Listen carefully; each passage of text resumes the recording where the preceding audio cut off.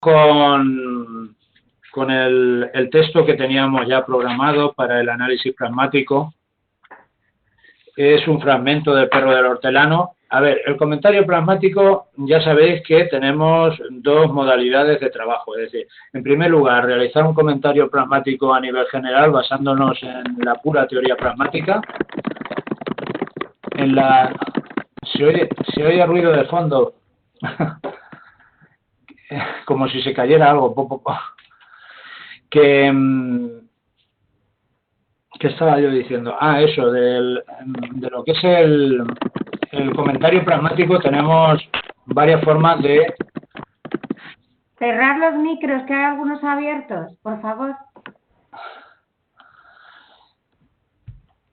Tenemos dos modalidades para trabajar este comentario pragmático. Podéis cerrar en un momento dado, podéis cerrar aquí el micro, sí. Podéis cerrar el micro y ahí no se oye. Vale, el comentario pragmático, a ver, así, sintetizando, podemos trabajarlo en base a lo que es ya la teoría pragmática. Nos adentramos en el modelo comunicativo, luego los actos de habla, los actos ilocutivo, perlocutivo, etcétera. Luego vamos analizando la relevancia, las implicaturas conversacionales de Grice. Luego nos vamos centrando también en los modelos de cortesía, etcétera. Ese sería un comentario pragmático general. Y luego un comentario de pragmática discursiva. Es decir, nos centramos en la pragmática discursiva en los tres niveles que hemos estado trabajando ya, que es la adecuación, la coherencia y la cohesión textuales. Por lo tanto, si se nos pide un comentario pragmático del texto, lo ideal es combinar estos dos planos, pero tenemos un problema, y el problema es que no va a dar tiempo. Obviamente, tenemos que hacer un ejercicio y un esfuerzo hercúleo para llegar y decir, mira, voy a intentar condensar estos dos análisis. Yo, como podéis apreciar en la propuesta de solución, he realizado el doble análisis que os estoy comentando. El análisis pragmático, siguiendo los distintos puntos de la teoría pragmática y apoyándome en los documentos que tenéis aquí en este punto, en este apartado. Y luego, posteriormente, un análisis pragmático centrado ya en lo que es la pragmática discursiva, en la adecuación, la coherencia y la cohesión. Si se pide de manera específica la adecuación, la coherencia y la cohesión, no hay ningún problema. Ahora, el problema viene si se está pidiendo un comentario pragmático. Por lo tanto, ahí nos obliga a adentrarnos y a profundizar en toda una serie de aspectos que son relevantes también desde el punto de vista pragmático. Bien, dicho esto, ¿cómo analizamos pragmáticamente un texto literario? Porque es un acto comunicativo entre Teodoro y Diana. Eso está más claro que el agua. Pero lo que está claro también es que no es un diálogo real. Por lo tanto, las reglas pragmáticas ahí aparecen también de alguna manera tergiversadas o edulcoradas en base a esa edulcoración del lenguaje, ¿no? de la que hablaba Levin, creo que era. Es un uso edulcorado del lenguaje, una reelaboración del lenguaje corriente, mediante distintos procedimientos de literalidad y poeticidad, siguiendo a Jacobson, ¿no? Y esa sensación de forma, ese extrañamiento que nos provoca ya el leer el texto, el hecho de leer el texto. Por lo tanto, ¿cómo analizamos eso si no es un diálogo real? Bueno, pues entonces tenemos que plantear lo que es inicialmente la idea de que este texto, como cualquier diálogo, intenta más o menos ajustarse desde el punto de vista de la mímesis textual a la realidad, esa copia más o menos de la realidad, de acuerdo también a los planteamientos de la comedia barroca, y llegar a la conclusión de que podemos analizarlo también desde el punto de vista pragmático como si se tratara de un diálogo corriente, aunque no lo es, porque ha pasado por el tamiz de la literatura. Y eso realmente lo que supone es que muchos de los procedimientos pragmáticos de una contextualización y un diálogo intersubjetivo que pueda realizarse entre dos personas en tiempo real, pues han desaparecido porque ha pasado por la mano de Lope. Pero desde ese punto de vista, los procedimientos pragmáticos que hay ahí en cursos entre lo que es el diálogo de Teodoro y Diana están, y los podemos analizar bajo esa perspectiva. Luego, también nos planteamos el comentario pragmático como un texto literario de un emisor, que en este caso es Lope de Vega, y llega a un receptor mediante, o sea, por el canal escrito y que está sujeto a las reglas del canal escrito, es decir, lenguaje cuidado, elaboración estética, tamiz literario, efectos literarios, figuras retóricas, procedimientos de literariedad, sensación de forma, etcétera. ¿Nos planteamos así el análisis? Pues entonces acabamos pronto, quiero decir. Sería un análisis bastante básico y bastante pobre. Por lo tanto, tenemos que ponernos en la situación de que se trata de un diálogo, sí, de una obra dramática sobre un escenario que va a un público receptor y, por lo tanto, también ese público, al recibir ese diálogo, está infiriendo y está interpretando toda una serie de elementos pragmáticos que hay ahí. Y es lo que tenemos que ver, lógicamente pasando previamente por lo que es la semiología del texto dramático. Y el texto dramático, ¿cómo lo tratamos? ¿Como un texto literario? Y ya está. Pues también es un planteamiento que adolece también de, en fin, sería un planteamiento escaso, un planteamiento bastante básico, porque el texto dramático es un texto literario, pero también tiene una finalidad espectacular. Y esa finalidad espectacular es la que tenemos que también analizar en nuestro comentario. Por lo tanto, estamos ante un tipo particular de texto. Dentro de la tipología textual no es un diálogo puro y duro, es un texto destinado a la representación. Ni es un texto literario al uso, no es un poema ni es un fragmento en prosa. Tiene esa doble finalidad. Una finalidad literaria sería la base de la que partimos para luego llevarlo a un escenario y darle un tratamiento espectacular en base a todos los planteamientos de la comedia nueva de Lope, ¿no? Bueno, que por supuesto me podéis ir comentando lo que queráis. El contexto. En el comentario pragmático, en tanto que el texto literario también se incardina y se sitúa dentro de lo que es una comunicación, o sea, una situación comunicativa específica, tenemos que irnos a la génesis, al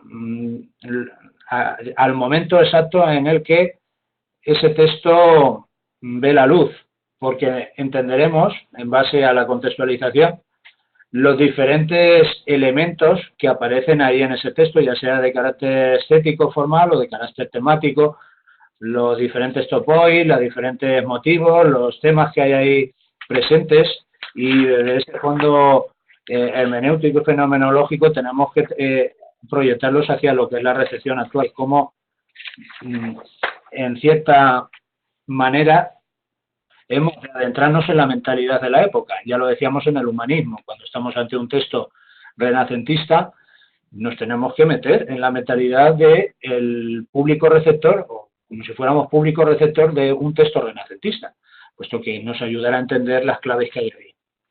Y esto pasa un poco lo mismo. Bueno, pues os he hecho aquí una pequeña introducción al periodo barroco. Obviamente no vamos a estar hablando del barroco, porque aquí podríamos eternizarnos, pero bueno, dar unas pinceladas fundamentales del periodo barroco en alusión al contexto.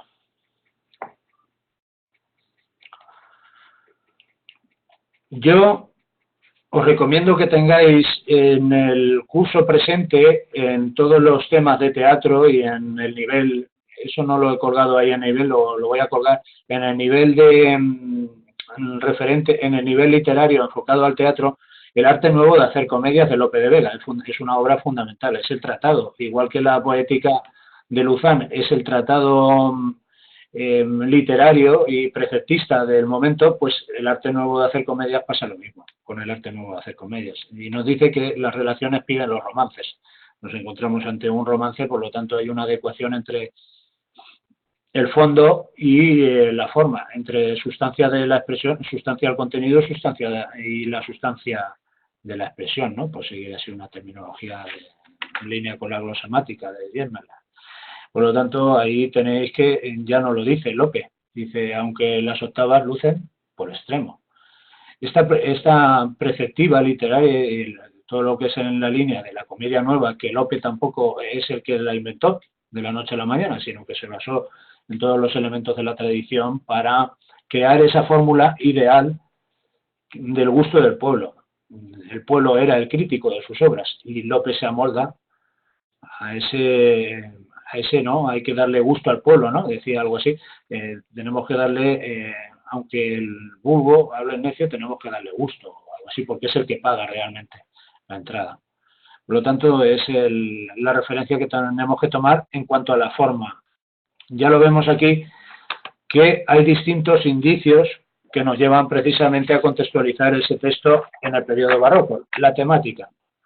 La propia temática amorosa, los requiebros amorosos, el juego, la antítesis, etcétera, el galanteo, todo eso nos lleva a una representación, bueno, aparte de que ya sabemos que es una representación teatral pura y dura, o un texto destinado a la representación teatral, eso ya nos da una pista fundamental. Luego en el propio lenguaje, en la propia forma versificada, propio de la comedia áurea, aunque luego ya sabéis que luego posteriormente en el Renacimiento también van a aparecer algunas obras dramáticas en verso.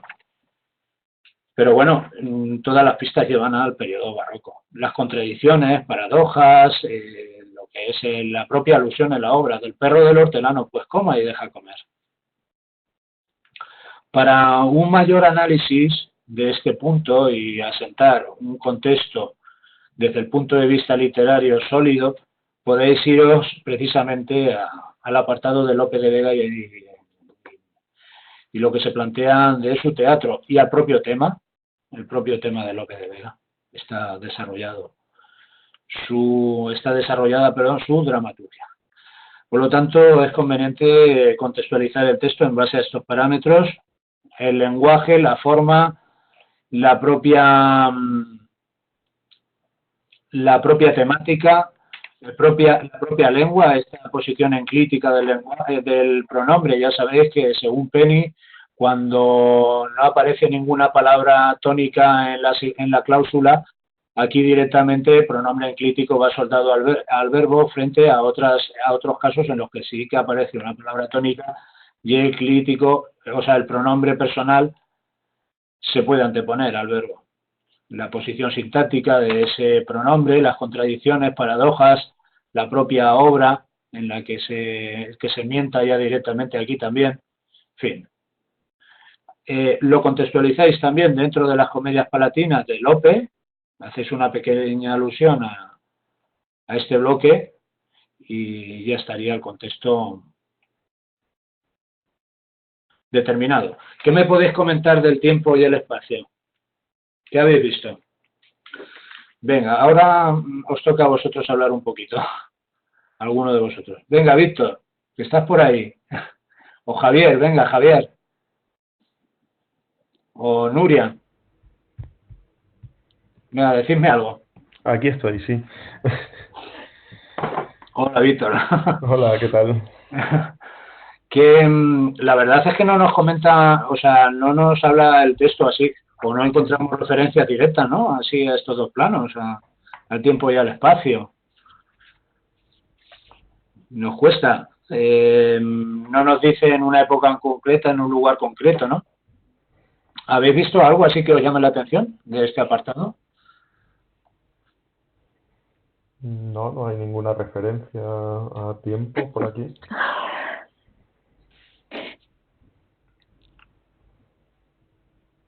El tiempo realmente no se nos manifiesta. Entonces, esto ya entramos en el terreno también de la hipótesis. Podemos pensar que el tiempo dramático podría coincidir, dado que no es una comedia histórica, ni es una comedia de historia antigua, ni ambientada en tema bíblico, ni nada por el estilo.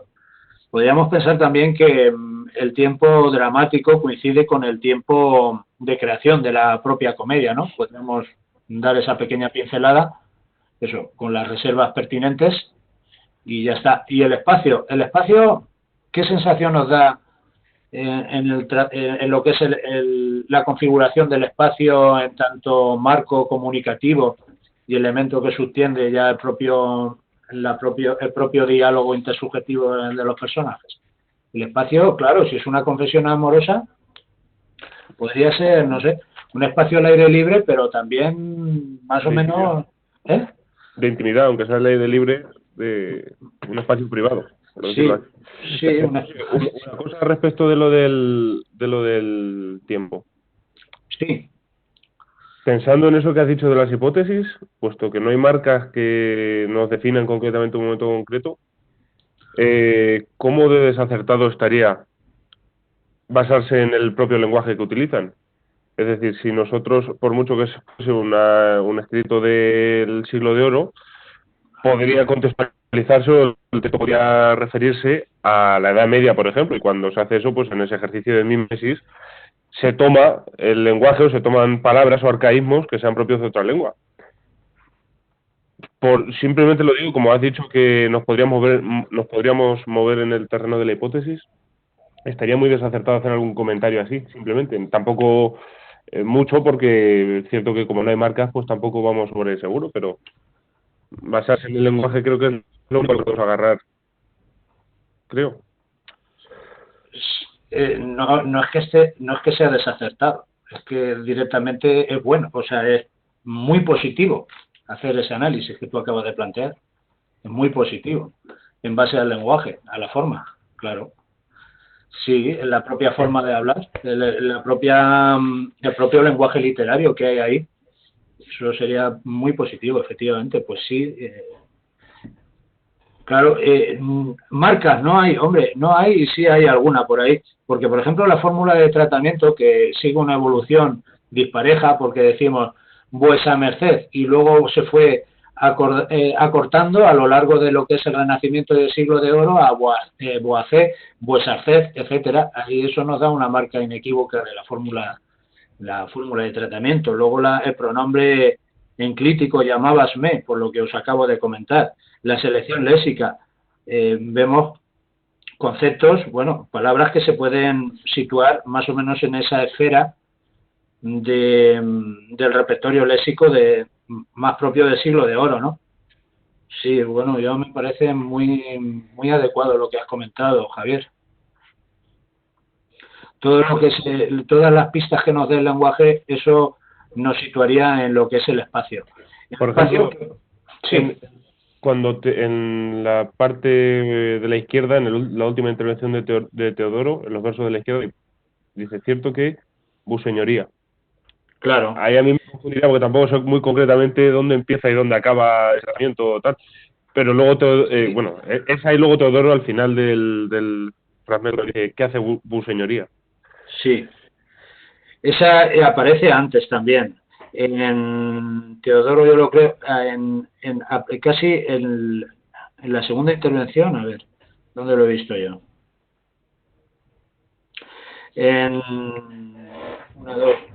la cuarta intervención que hace Teodoro aparece, cierto que señoría, nuevamente, claro, es una fórmula de tratamiento típicamente de los siglos de oro, porque ya os digo, la evolución es eso, vuestra señoría, luego le resultaba bastante largo y fue eso, boacé, vuesarced, vueseñoría, etcétera, se fue modificando hasta llegar a usted. Entonces ahí sí que podemos inventar ese punto. Vale, pues entonces en base a los recursos lingüísticos y el lenguaje literario podemos contextualizar el tiempo, porque alusiones extratextuales al tiempo no encontramos tampoco. Nos viene Marcela, ¿no? A mí me viene a la cabeza también este nombre que no es muy común en la actualidad, aunque aparece te lo encuentras en alguna ocasión, pero Marcela y Crisóstomo, ¿no? Los antropónimos, la selección léxica que se hace, en palabras, bueno, pues eso, diligencias, ¿no? Ese cultismo prácticamente, de diligentis, ahí lo que aparece también en estimo, favorezco, etcétera. Bueno, hablar un poco también del léxico, que no es que sea tampoco específicamente del siglo barroco, pero bueno, sí que es un léxico en desuso en la actualidad y por lo tanto podríamos formular alguna hipótesis al respecto. Pero bueno, sí, todos los elementos que podamos manejar en este sentido son buenos, todo es bueno para el convento, sin lugar a dudas.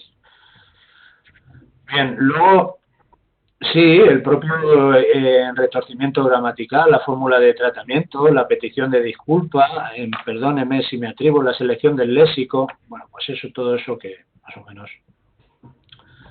Luego aquí, bueno, aparece también el juego de paradojas y términos antitéticos, muy propio del barroco. Luego el teatro también recupera ese fondo ideológico y estético que ya está también, no es que recupere, sino que se sirve simultáneamente de ese fondo ideológico y estético que estaba en boga, sobre todo en la lírica, del continuo juego de contrastes, de choques, etcétera. Bueno, lo vemos aquí también en enfrío, que ve que me enfrío, se abrasa vivo, fuego, y cuando ve que me abrazo, se hiela de puro hielo, ¿no?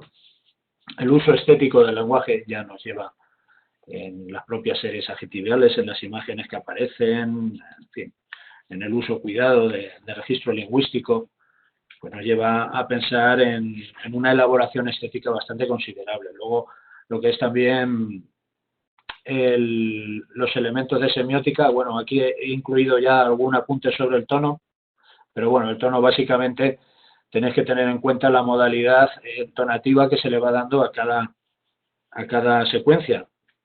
Si la interrogación se caracteriza eso, por esa apertura final, esa anticadencia. Si es larga, va haciendo también pausas en las enumeraciones con tonemas de cadencia. En los complementos hiperbatizados también encontramos ese mismo tonema de cadencia, y luego finalmente en la pauta final es que deja esa apertura tonal. En fin. Los elementos de semiología teatral podéis consultarlos aquí también en la página esta que os he dejado. Esto es un proyecto del profesor Romera Castillo, que fue mi profesor de teatro en la UNED, y aquí la verdad es que está bastante bien porque tienen varios proyectos de investigación en la línea precisamente de la semiótica adaptada al texto teatral. Bien, ¿qué elementos tenemos que tomar aquí? El tono, como se da en la modalidad enunciativa, la asertiva corresponde a un esquema de entonación de cadencia final. Podemos extraer algún ejemplo del texto y ese apartado lo dejaríamos ya visto. Realmente, si tuviéramos que incluir un plano, si se nos pidiera un análisis lingüístico de este texto, más que lo que pueda ser un análisis total del texto desde el punto de vista pragmático y semiótico, pues esto lo incluiríamos claramente en el apartado, en el primer nivel de análisis de fonético-fonológico, ampliándolo, por supuesto, a todo lo que es eso, el estudio de los alófonos, los rasgos distintivos, los tonemas, cómo se van distribuyendo, pero tampoco nos va a dar tiempo en el examen a desarrollar un análisis pormenorizado de esto. Tenedlo en cuenta, tenéis que sacar básicamente lo principal, estos tonemas y cómo se distribuyen, que eso lo vamos a ver con más detalle cuando nos adentremos ya para el curso siguiente en la fonética y fonología, que lo vamos a profundizar mucho en todo esto. Bueno, alguna idea inicial, bueno, pues en estas enumeraciones siempre los tonemas son descendentes, las líneas de entonación, cae la entonación, en los complementos hiperbatizados, en los sintagmas, al final de oración, etcétera, y saquéis algún ejemplo de lo que es esto. En las cadencias intermedias, las interrogaciones, como son excesivamente largas o son muy largas, pues obviamente no va a haber un tonema ascendente y luego ya directamente caer un poco la entonación y luego ya cadencia, pues va a haber distintos elementos porque dentro de la interrogación hay enumeraciones. Por tanto, hay una elevación tonal inicial, luego cae un poquito y luego ya en las interrogaciones tiene el esquema de, o sea, en las enumeraciones, en los elementos de la enumeración, el esquema de subida tonal, luego bajada y corte y cadencia. Así hasta el final que se queda abierto, en apertura. Pues más o menos esto. Las marcas kinésicas y los gestos, la mímica y todo eso, ¿qué podéis comentarme de esto? Realmente yo no he visto así nada. Venga. Bueno, están los bofetones finales, ¿no? Sí, sí. Los bofetones finales que le da, ¿no? Y la primera intervención de Diana es una parte, ¿no? Bien ha hecho este necio en irse ahora. Claro, es una parte, pero luego él lo reconoce también, ¿no? Mientras luego, porque dice, una hora he estado leyendo tu papel y bien mirado, señora, tu pensamiento, hallo que mi cobardía procede de tu respeto, pero que ya soy culpado en tenerle como necio. ¿Algo, puede haber oído algo? No sé. Sí, puede ser una parte. Sí, es una parte, ¿no? Está como que todavía, que no está presente Teodoro, ¿no? Se refiere a él. Esa parte, bien. Y luego, en lo que es la gestualidad, ¿qué me podías decir más o menos, Víctor? Así en el plano semiótico. Joder. Yo es que no he encontrado así marcas de gestos ni de mímica así específicas. Se supone que es un diálogo que en algunos momentos adquiere tintes un poco, bueno, de confrontación, ¿no? Ahí veremos cómo se rompe la cortesía ahora cuando lleguemos. Perdona, ¿a qué te refieres cuando dices elementos, como has dicho, bueno, los gestuales de carácter semiótico? ¿A qué te refieres con eso? Sí, a ver, el texto dramático tenemos que enfocarlo desde una doble perspectiva siempre. Sí. Si se pide un análisis literario de esto, tenemos también que hablar de su función semiótica. ¿Por qué? Porque no se queda en la mera creación literaria. Se trata de un texto que se ha concebido y la génesis está incardinada en la propia intencionalidad que luego tiene el texto, es decir, va destinado directamente a la representación dramática. Por tanto, cuando estamos hablando de que un texto teatral incluye unas acotaciones, en este caso no las encontramos, pero a partir del propio diálogo de los personajes inferimos un tono, inferimos una intencionalidad, nos tenemos que poner en el lugar de su representación, en el propio escenario, y de ahí extraer todos los elementos semióticos de esa representación que observemos en el análisis. No sé si esto lo entendéis. Vale, o sea que cuando dices desde el punto de vista semiótico te refieres a espectacular. Sí, al texto dramático como espectáculo, claro, como un texto espectacular. Vale, entendido, vale. Gracias, José. Pues no, el único gesto que hay es el final de las bofetadas. Sí, daros por sucio y grosero estos bofetones. Vale, pues lo señalaríamos. Sí, yo no había reparado en eso, pues luego lo incorporo aquí a la solución, efectivamente. Es un gesto brusco con el que se cierra además este pasaje.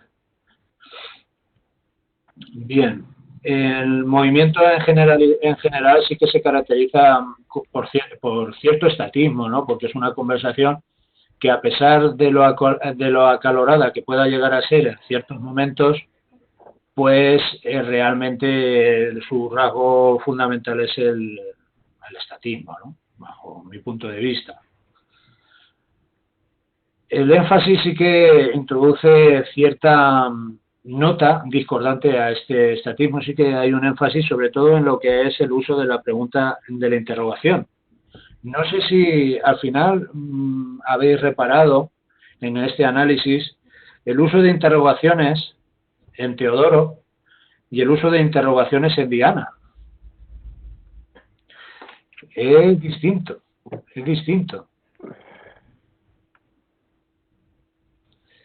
Y eso tiene una intencionalidad. Ahora lo vamos a ver en el análisis pragmático. Bueno, bueno, ya os lo anticipo, la intencionalidad, la fuerza ilocutiva del mensaje. Cuando llegamos a la fuerza ilocutiva, porque esto ya sabéis que, y si no lo sabéis, quiero... A ver.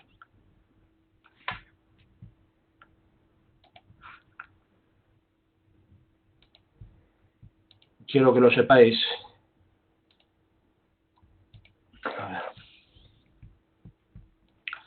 De lo que se trata, si queremos hacer un análisis pragmático, vamos, yo pienso que muy completo, o lo más completo, pues lo más completo que se pueda realizar, lo que tenéis que ir viendo, o sea, lo que tenéis que hacer es ir viendo todos estos documentos que hay aquí, la situación en el medio, las situaciones y la representación social, el guión, el marco, el lugar, quiénes intervienen en la conversación, las condiciones de entrada, salida, la situación y el registro lingüístico, cómo interviene el factor situacional en el propio registro y en la variación diafásica del lenguaje, en el propio registro que se está utilizando. No es lo mismo la conversación entre dos amigos que la conversación que puedas tener con un jefe, ¿no? Por lo tanto, estos son elementos pragmáticos muy importantes aquí en este texto, porque vemos que Diana pertenece a una clase social más elevada que la clase social de Teodoro. Así que, por lo tanto, va a hablar de una forma distinta a Teodoro. Y, bueno, pues de lo que se trata yo este análisis, conforme he ido haciéndolo, me he ido leyendo todos los documentos otra vez, pum, pum, pum, pum, y he ido sacando de los documentos todos los elementos presentes en el texto. Si, por ejemplo, queremos hablar de la cortesía, nos vamos a este documento y vemos qué mecanismos pragmáticos hay dentro de la cortesía y tenemos que verlos también en el texto concreto. Ya os digo, no es trabajo perdido, de verdad os lo digo, porque esto en todos los temas de comunicación se puede aplicar de una forma u otra. Bien, pues voy a poneros otra vez el texto. Y ya vamos a los elementos más puramente pragmáticos del diálogo.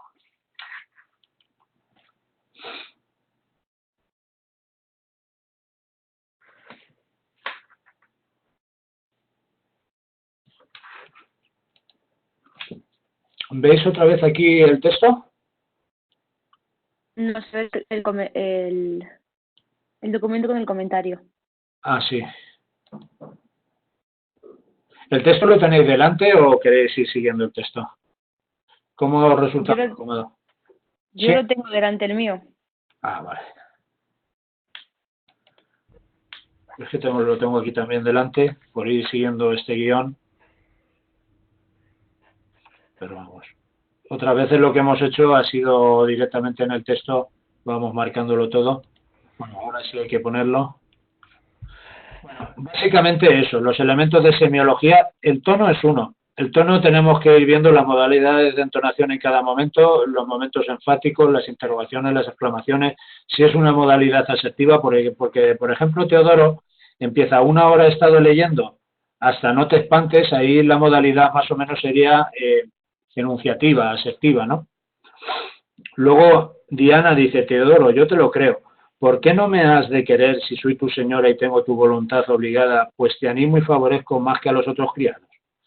Diríamos que aquí plantear un punto de cadencia, o sea, de elevación tonal y luego descenso tonal a la mitad más o menos de la interrogación es un absurdo. O sea, y no es correcto, por supuesto que no. Porque digamos que, ¿por qué no has de querer si soy tu señora y tengo tu voluntad obligada? Coma. Ahí quedaría luego. Pues te estimo y favorezco más que a los otros criados. Ahí son tan largas las interrogaciones que obligan a hacer, digamos que se asientan en pautas de entonación diferenciadas, no es la tradicional ascenso-descenso. En general, hacer aquí alusión a todo esto, a las marcas kinésicas, y luego ya meternos en el análisis propiamente del texto dialógico. Para esto... Perdona, José, tengo una pregunta. Lo que acabas de decir de las preguntas largas, que tienen otra entonación, entiendo. A ver, el fundamental de una interrogación de tipo ¿qué vas a comer hoy? ¿No? Sí. Sería eso, una elevación y luego deja una apertura, una pequeña cadencia y luego deja lo que es en suspensión. Se eleva nuevamente. Pero al ser una pregunta tan larga, vamos a encontrar enumeraciones y las enumeraciones desde el punto de vista de la fonética se caracterizan porque va cayendo esa entonación al final de cada enumeración. Lo que son sintagmas u oraciones van a irse integrando dentro de esa enumeración y van planteando, en definitiva, tonemas de cadencia intermedios. ¿Vale? Pero bueno, esto es lo que quiero apuntar un poco respecto al tono. No es el objeto tampoco del análisis, puesto que esto si se pidiera el nivel fonético fonológico en el texto, sí que nos tendríamos que adentrar con bastante profundidad, ¿vale? En los rasgos suprasegmentales, siempre teniendo en cuenta los rasgos segmentales, el acento de intensidad, las pautas de entonación, los irremas, los tonemas y todo eso que lleva el estudio de la fonética y la fonología, que ya os digo que lo vamos a tratar. José, una pregunta. Cadencia es cuando baja, ¿no? Sí, una cadencia, una caída, ¿no? ¿Y semicadencia cuando está a medio arriba? Sí, vale. Una semicadencia es, digamos, cadencia, anticadencia, semicadencia. Sí, entonces, ahí esos conceptos sí que los podemos ir manejando de cara a analizar, como os digo, el nivel fonético fonológico, ¿vale? Vale. Aquí el tono. Diríamos que en general es un tono declamatorio, un tono elevado, ¿no? Sobre todo el de Teodoro, puesto que ya vemos que su elocución es bastante grandilocuente y que en general el tono está situándose bajo el concepto de una representación teatral. Ya visteis un poco lo que pasaba, no sé si habéis leído o habéis visto la película del viaje a ninguna parte, de Fernando Gómez, como aquellos actores, los antiguos cómicos de la legua que habían estado yendo de pueblo en pueblo, de hito en hito, al final tienen que adaptarse a la nueva industria cinematográfica y en un pasaje bastante llamativo, ¿no? y curioso, como llega Fernando Gómez e intenta hacer unas pruebas para la televisión y empieza a declamar como si estuviera en la plaza de un pueblo. Y el director sale loco, le dice, pero corten, pero ¿qué es esto? Pues estaban acostumbrados a esa declamación, a ese tono, a esa altura, a ese nivel fundamental alto, a ese fundamental alto tonal. Eso es lo que más o menos hay que tener en cuenta a nivel general. Luego, las implicaturas, aquí las tenéis, las convencionales, no convencionales. Hacéis un repaso de esta teoría directamente del modelo de Grice. Y bueno, básicamente lo que tenemos que ir analizando también un poco de manera rápida son distintas implicaturas que puede haber aquí, pero ya os digo que de manera rápida porque si no, no da tiempo. Esto yo, ya sabéis, os dejo el comentario completo, pero luego es inviable. ¿Cuántas páginas tiene? 18, es inviable desarrollarlo en la prueba práctica, pero bueno, mi obligación es dejarlo completo y todo lo que yo veo intentar ampliarlo lo máximo posible, claro, pero luego tenéis que sintetizar esto un montón, si no es imposible, ya os digo. Bueno, pues haríais un poco el análisis de las implicaturas. La pregunta inicial, llamabasme, se ve correspondida con la primera elocución de Diana es una parte, como ha comentado Víctor, y directamente no le contesta sí o no, sino que dice, una hora he estado leyendo tu papel. Hay un cambio de tópico, directamente del llamabasme tendría que haber sido la respuesta sí o no, pero dice, una hora he estado leyendo su papel. Hay directamente un cambio en el foco discursivo, en el tópico, se lo lleva a otro terreno. Deducimos que ya directamente entra al grano y... bueno, estamos hablando de Teodoro. Dice, una hora he estado leyendo su papel porque directamente entra con lo que es la intencionalidad que lleva ya de la declaración amorosa. Y se decide a declararse a Diana. Yo os he dejado aquí un análisis de las implicaturas, tampoco aquí podemos extendernos en exceso, simplemente los momentos más importantes en lo que es la inferencia discursiva, ese fondo fenomenológico que se basa, ya sabéis, en protenciones, anticipaciones, retroproyecciones, y a presentaciones de la información que ya tenemos y digamos que hay una serie de colateralidades de sentido que también intervienen ahí. Pues un poco haciendo estas inferencias. Decimos que si es tan tajante aquí, en algunos casos Diana es que está enfadada, es que lo está rechazando. Efectivamente, le está parando los pies. Está diciendo, cuidado porque frena tu deseo, porque directamente yo soy mujer principal y tú eres un sirviente. ¿Algo que me queráis aportar hasta el momento?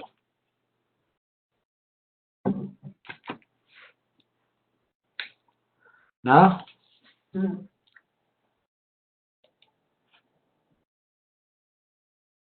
Bien, aquí podemos hacer un análisis bastante global en este sentido, de distintas inferencias pragmáticas, ya os digo, en base a la información discursiva, en esta forma discursiva, digamos que hay toda una serie de relaciones de sentido semánticas que se van incardinando ahí en un sentido global.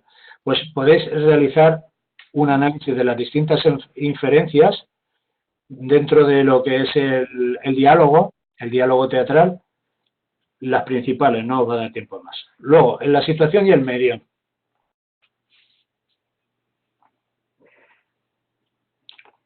¿Qué podéis comentarme de esto? Está acotado, José, no sé qué has dicho. La situación y el medio, la situación, ¿qué situación es?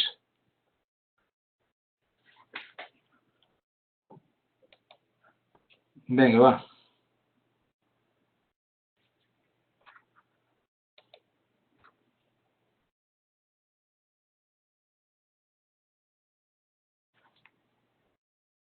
Pues una situación, no sé, de una conversación entre las personas, ¿no? Es una conversación, pero ¿de qué carácter? De encuentro, de relación amorosa, ¿no? Entre Teodoro y Diana. Si habéis leído la obra, ya directamente podéis hablar mucho más de esto, del espacio en el que se desarrolla, etcétera. Eso aportaría muchísimo al comentario, pero si no se ha leído la obra, porque no se pueden leer todas las obras y seguramente que el texto que caiga no pertenezca, vamos, sería una suerte que fuera algún fragmento de alguna obra que ya habéis leído con anterioridad. Directamente no tenemos por qué saber que es del perro del hortelano, pero bueno, la situación ya sabéis que es una situación en la que, bueno, pues Diana está que sí, que no, y Teodoro finalmente se decide a declararse y lo que obtiene es el rechazo, pero no, es un rechazo también ambiguo, porque lo rechaza pero no quiere rechazarlo, porque luego se siente celosa, ¿no? Bueno, pues planteamos esta declaración amorosa de Teodoro, el rechazo de Diana, la decisión de Teodoro de amar a Marcela, los celos de Diana, y hay una cierta causalidad, ¿no? Un desarrollo lineal del tópico inicial a la progresión temática, cómo va avanzando, tópico, comento, tema, rema, ¿no? Desde la declaración amorosa, el rechazo. Tras el rechazo se produce la decisión de amar a Marcela y posteriormente, como colofón y como síntesis y cierre discursivo, aparecen esos celos de manera violenta, ¿no? Hay una procesualidad, un desarrollo lineal, tema, rema, la información va progresando de forma más o menos lineal en este pasaje. El guión es el propio de un encuentro amoroso, posee unas condiciones de entrada bruscas ya de por sí. Diana quiere pegar a Teodoro también en las condiciones de salida del guión y todos los elementos pragmáticos van a estar en función de ese guión. La declaración amorosa, el galanteo, los equívocos, a ver, si se me permite el tonteo, todo eso está dentro de ese guión, ¿no? Es una situación privada y por lo tanto el registro lingüístico en general debería ser bastante familiar, en definitiva coloquial, ¿no? Según la pragmática nos dice, en las variaciones diafásicas de carácter coloquial hay familiaridad, hay conocimiento mutuo, etcétera. Por lo tanto, nos vamos a encontrar ese registro. Aquí no sucede eso. porque si os dais cuenta y reparáis en la elocución de Teodoro, es un estilo muy elevado, un estilo ciertamente elevado, ¿no? ¿Estáis de acuerdo o no? Sí. Pero no es propio de la época eso y de la Claro, eso también lo apunto en el comentario, porque realmente esto es una reelaboración literaria. Pero también Lope ha querido imprimir un carácter más elevado al discurso de Teodoro, porque es más como... Sí, por su criado. sí, más... sí, como queriendo acortar esa distancia en el eje jerárquico respecto a Diana. Es decir, quiere sentirse o estar a su mismo nivel, ¿no? Pero Diana, sin embargo, Teodoro, yo te lo creo. ¿Por qué me has de querer si tu señora tengo tu voluntad obligada? Pues te estimo y favorezco. Pero luego, Teodoro, fijaos que ya en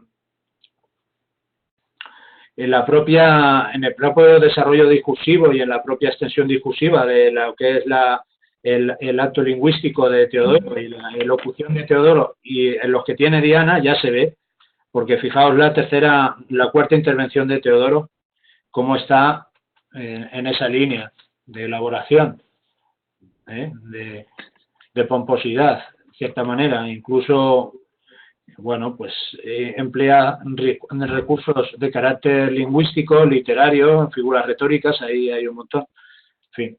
Lo vemos claramente como ahí Teodoro intenta un poco salvar esa distancia pragmática que lo separa de Diana. La distancia social se aprecia que son bastante las dos situaciones, o sea, los dos elementos que confluyen aquí es una simetría en el eje jerárquico de relación social, por lo tanto hay una variedad diafásica clara, y el carácter de siervo, señora, o no de siervo, pero inferior, se sitúa en un escalón inferior dentro de lo que es la propia escala social al estatus que tiene Diana. Y aquí no lo dice directamente, porque dice: no hay más que entender, Teodoro, ni pasar el pensamiento un átomo de esta raya. Enfrena cualquier deseo que de una mujer, Teodoro, tan principal, y más siendo tus méritos tan humildes, basta un favor, méritos tan humildes. O sea, por lo tanto, está ya ahí poniendo de relieve su condición social inferior. Habría que hablar de eso, pero sí que es interesante aquí una cosa. Os voy a hacer una pregunta a ver si sois capaces de más o menos formular o formalizar una respuesta. ¿No llama la atención en el eje de la cortesía, ya en el propio eje de la cortesía, cómo la trata de buseñoría, pero luego qué pasa? La está tratando dentro de lo que es la escala social y esa variación jerárquica bajo el prisma de la no familiaridad o la ausencia total de familiaridad, o no. ¿Qué me sabríais decir de esto? ¿Qué relación, en definitiva, desde el punto de vista pragmático, tienen Teodoro y Diana? Venga, decidme algo. Yo no sé si entiendo bien la pregunta, ¿eh? Yo tampoco. ¿No lo entendéis? A ver, ¿no llama la atención? Cierto que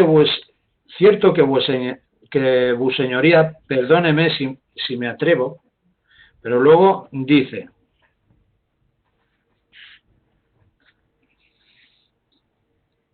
a ver. Hay un momento, yo creo que así. Una hora he estado leyendo tu papel y bien mirado. Eso que os invita a pensar, ese hecho. Una hora he estado mirando tu papel. ¿Está tuteando? Tu pensamiento, la está tuteando. O sea, ¿cómo es que si primeramente le dice vuelseñoría, luego la tutea? Pues hay, desde el punto de vista pragmático, hay un hecho bastante curioso.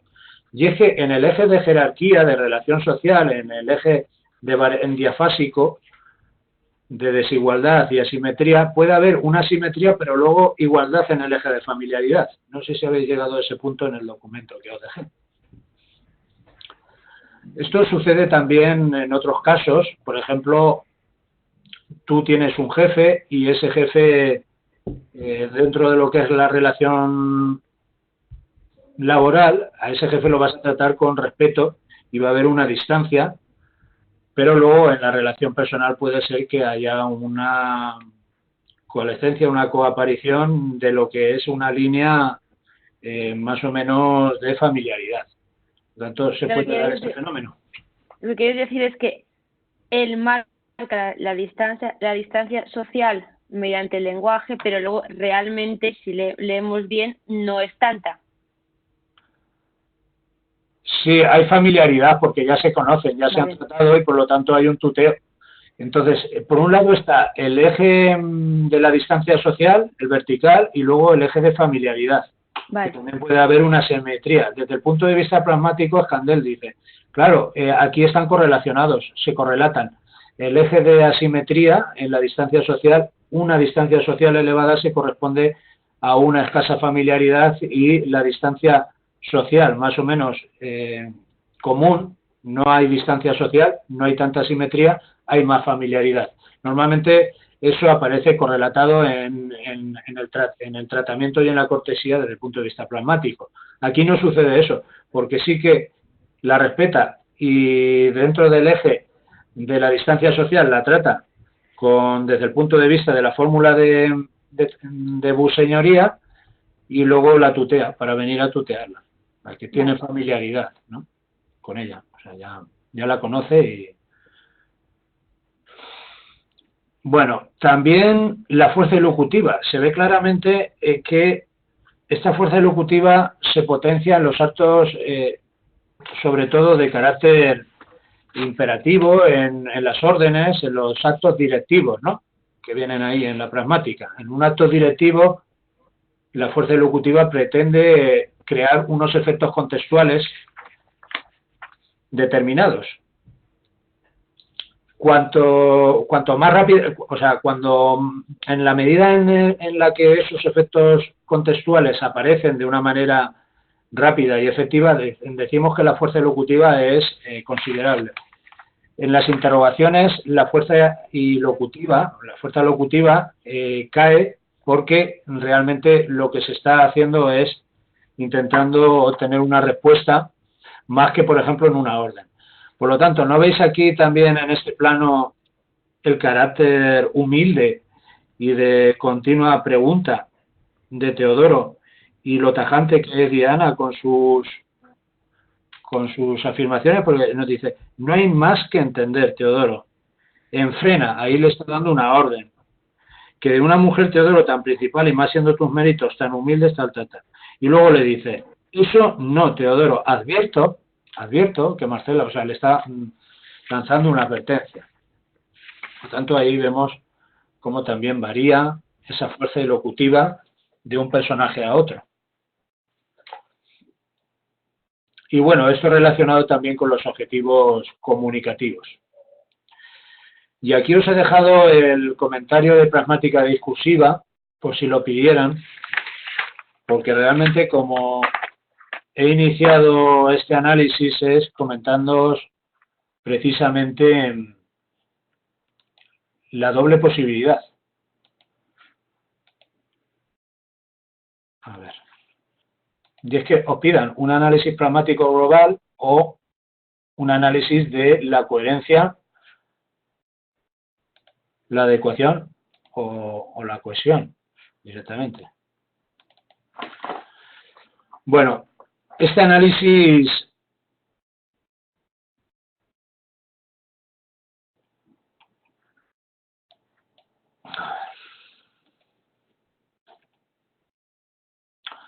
la adecuación textual, obviamente tendremos que hablar de cómo se adecua el acto comunicativo, el acto locutivo al contexto y si es adecuado o no desde el punto de vista pragmático. Aquí cumple todas las condiciones de adecuación, ¿no?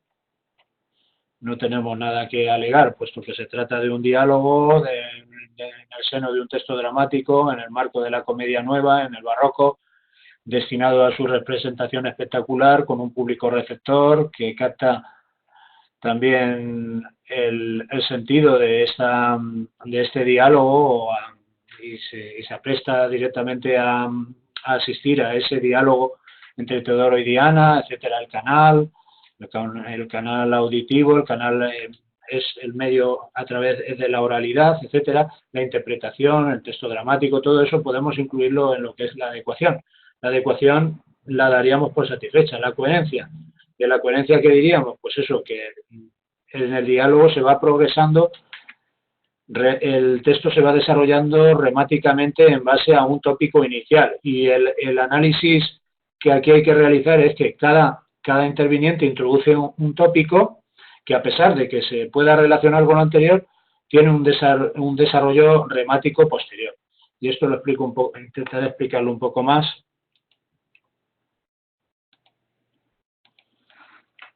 Nos dice: una hora he estado leyendo tu papel y bien mirado, señora, tu pensamiento, hallo que mi cobardía procede de tu respeto, pero que ya soy culpado en tenerle como necio a tus muchas diligencias, y así a decir que me resuelvo, que te quiero, que disculpa, que con respeto te quiero, temblando estoy, no te espantes. Entonces esto está claro, aquí se introduce un tema, luego este tema tiene este desarrollo, pero aquí posteriormente se enlaza con ese tema, es decir, digamos que tema tiene lo que es el rema y el tema nuevo que se introduce está relacionado con este. El tema sub 1, a ver si me deja escribir. El tema sub 1, el rema sub 1, luego tema sub 2, así sucesivamente. Se va enlazando. En algunos casos puede haber algún corte, pero normalmente la progresión discursiva va en este sentido.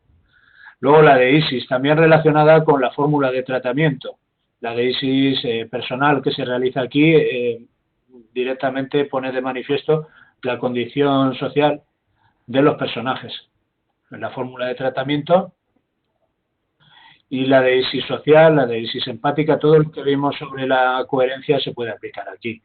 José, la progresión temática. Sí. yo tengo Dime, una pregunta, porque estaba aquí echando un vistazo al comentario sobre las implicaturas y el análisis pragmático. A mí me parece que en realidad el tema que plantea Teodoro, lo que hace Diana, ¿no?, es evitarlo. O sea, el tema del que él ha ido a hablar, lo que hace en las dos primeras intervenciones es evitarlo, porque él ha ido a decir que la quiere, y en la segunda intervención de Diana, ella lo que se hace es un poco la loca. O sea, como que no entiende bien, ¿no? Yo lo entiendo así, que lo que ella hace es como desviar el tema. Decir, sí, bueno, me quieres, pero en cuanto que señora, ¿no? En cuanto que dueña tuya. Sí. Y luego él dice, no entiendo lo que me estás diciendo, y ella vuelve a desviar el tema diciendo, no hay más que entender, y ya está, tus méritos son humildes, yo soy la señora, y en ese sentido puedes quererme todo lo que quieras. Y luego él es cuando ya mete el tema del perro del hortelano, y ella vuelve a responderle con que con Marcela no se puede casar, pero todo el rato está desviando, Diana está todo el rato desviando el tema central, que es que Teodoro ha ido a declarar su amor por ella. Claro, sí. Digamos que ahí se produce una reacción también de Diana que es un poco contradictoria, ¿no? Porque inicialmente le dice, párate, para un poquito los pies. Posteriormente ya Teodoro toma la decisión de irse a intentarlo con Marcela, y entonces Diana se siente celosa. Hay como ahí una relación un poco de choque, ¿no? De colisión. Sí, es eso, o sea, por lo menos en la segunda intervención es muy claro, ¿no? Como que está intentando evitar el tema. Sí. De hecho, está como, precisamente en esto de las implicaturas, ¿no? Como que se produce como cierto choque, no sé cómo decirlo, porque sí. el mensaje de Teodoro es bastante directo, y Diana precisamente lo que hace es fingir que no entiende lo que implica el mensaje de Teodoro. Claro, claro. Así es. Y también es poco cortés. Directamente va a pararlo y, o sea, su posición social se ve clara porque dice, no hay más que entender. Daos cuenta aquí de la fuerza locutiva que tiene aquí el mensaje, ¿no? No hay más que entender. Ahí zanja. Claro, y además yo creo que precisamente ese juego del querer de forma erótica, digamos, o el querer de forma respetuosa, dan bastante juego aquí para comentarlo a nivel de implicaturas, ¿no? En un comentario. Sí, sí, y la implicatura global que tú has sacado también, la deducción o abducción lógica que nosotros extraemos de esta pragmática, o sea, de este diálogo es precisamente la que tú has comentado, como Diana va continuamente ahí queriendo evitar esa situación, pero en el fondo la desea, claro, porque luego realmente los celos finales la delatan, ¿no? Dice, eso no, Teodoro, abierto tal.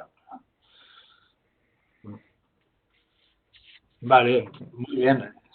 ¿Y algo así que hayáis visto más que os llame la atención?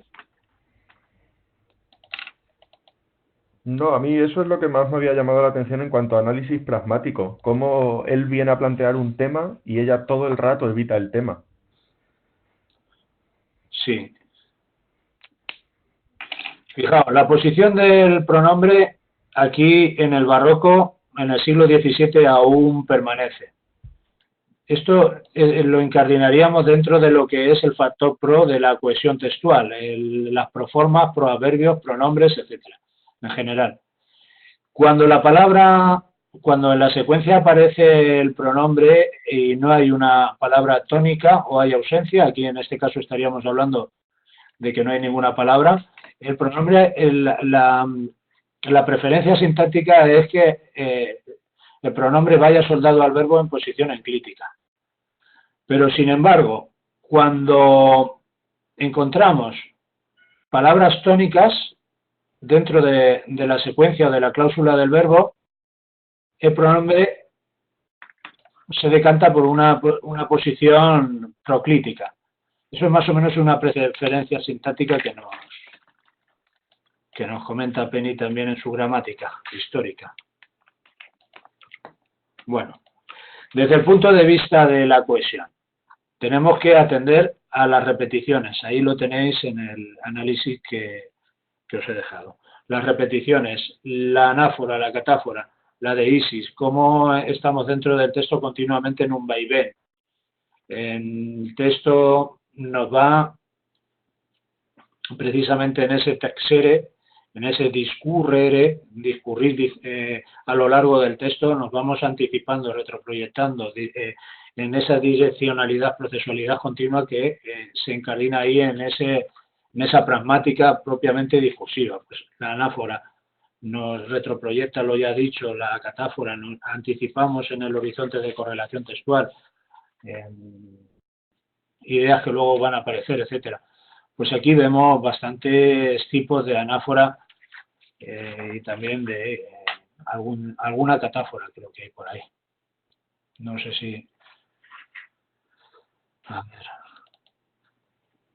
Bueno, analizaríamos la sustitución, la anáfora, la catáfora, la pronominalización, el factor pro, como os he dicho, las sustituciones, las reiteraciones léxicas, las elipsis, todo lo referente a la cohesión que ya estuvimos trabajando en los cursos pasados. Luego, el propio ritmo también es un procedimiento reiterativo para establecer un paralelismo desde el punto de vista cohesivo, dota de cohesión al texto. Luego los pronombres, como el tú y el yo, esa primera y segunda persona que están ahí en el diálogo continuo, ¿no?, de los dos personajes, aparecen. En el caso de Teodoro, te quiero, te espantas, etcétera, y luego el pronombre personal. Lo vemos ahí. Y luego los casos que hay de deísis, tanto endofórica como sofórica. Un poco habría que ir analizando este punto, ya os digo, con mucha precaución. Y me explico qué es lo que explico qué es lo que quiero decir con esto. Si piden un análisis pragmático, Lo ideal es hacerlo así, pero obviamente 13, 14 páginas no da tiempo en el examen. Yo os recomiendo que centréis en el análisis pragmático, en lo que es el hecho pragmático puro y duro, siguiendo, ya os digo, la pragmática general, y luego también aludiendo a la pragmática discursiva, pero de manera más o menos representativa. Porque como metéis con el análisis pragmático discursivo, directamente estoy hablando de la adecuación, la coherencia y la cohesión, no os va a dar tiempo tampoco a hacer el otro análisis. No sé si esto ha quedado claro, me gustaría que me lo dijerais. ¿Está claro esto? O sea, José, ¿te refieres a que hagamos un poco las dos cosas? Cojamos lo más relevante. Okay. Un comentario ecléctico entre ambos bloques, de ambos bloques. Sí. Lo más significativo que veamos de uno y otro, pero que toquemos los dos. Sí, a ver, aquí hay un diálogo. Y el diálogo siempre va a ser muchísimo más rico desde el punto de vista pragmático que un texto narrativo. ¿Me entendéis? Porque en el texto narrativo tendremos que analizar otras cosas como las implicaturas, nosotros como lector implícito o lector infábula, ¿no? Lector ideal, que estamos leyendo, colaborando con el novelista en ese acto comunicativo, vamos infiriendo, etcétera. Entonces tendremos que hacer a lo mejor más hincapié en las inferencias. Quiero decir más hincapié porque no, en ausencia de otros campos, para tratar de manera más clara como el diálogo. No sé si me entendéis, pero luego el marco igualmente lo tenemos que tratar, el objetivo comunicativo de los personajes, si es que hay un pequeño fragmento, un pequeño parágrafo de carácter dialogal, también tendremos que intervenir desde el punto de vista pragmático en eso. Pero bueno, un texto narrativo en general o un texto descriptivo tiene menos elementos pragmáticos para comentar que lo que es un texto puramente dialógico. Entonces, en el texto dialógico sí que os podéis lucir con un buen pragmático, porque podemos partir precisamente ya del acto comunicativo puro y duro, hablar del canal, hablar del contexto, el enriquecimiento del contexto, lo que son el nuevo planteamiento. A ver, todo esto punto por punto y siguiendo el guión, de lo que es el planteamiento de la situación comunicativa desde la moderna teoría pragmática, emisor, receptor, situaciones intencionales, explotación del contexto, la relevancia, las implicaturas conversacionales, todo lo que vayamos viendo que más nos llame la atención y más relevante desde el punto de vista pragmático hasta pasar por todo esto, porque es un diálogo, una situación comunicativa.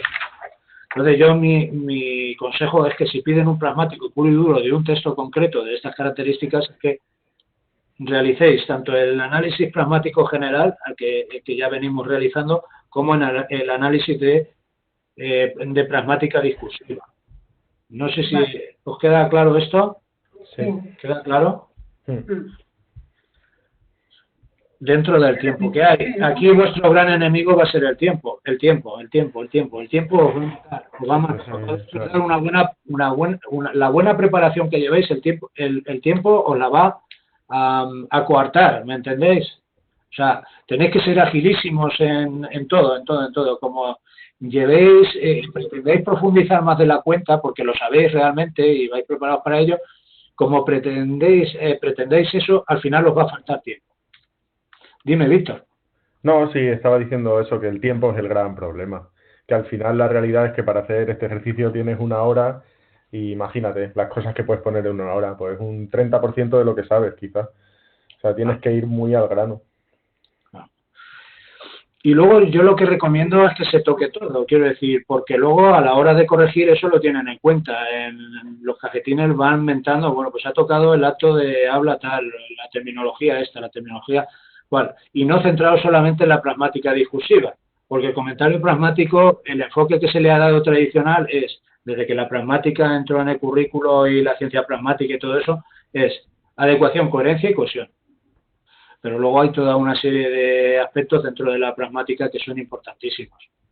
Y es lo que os recomiendo, de verdad, dentro del tiempo, del escaso tiempo que hay. ¿Alguna aportación así que tengáis que realizar en este sentido o alguna duda que tengáis de este texto?